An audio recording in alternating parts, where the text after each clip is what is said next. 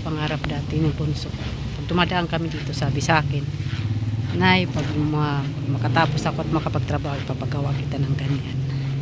Yan yung laging sinasabi niya sa akin pag dumadaan kami dito.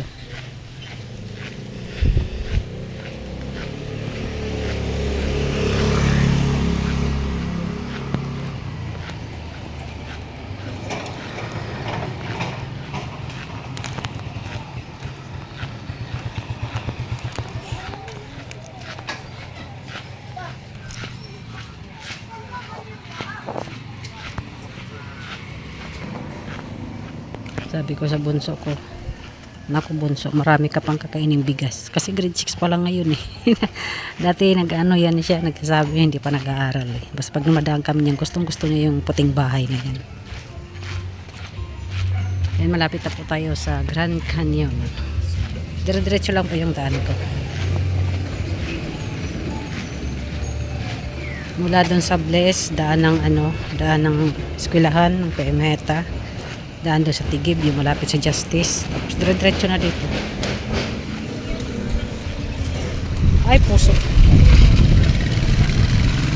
Ito na po yung Grand Canyon.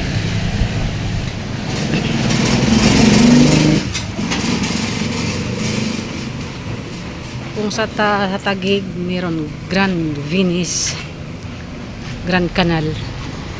Dito naman, Grand Canyon.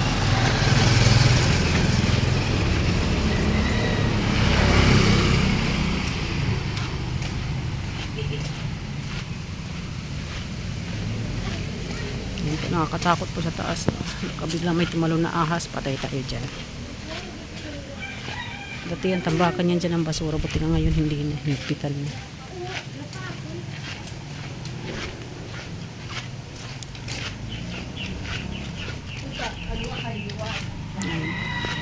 Ang ganda ito pag gabi kasi yung mga may ilaw yan. May ilaw. Ngayon wala kasi tanghali.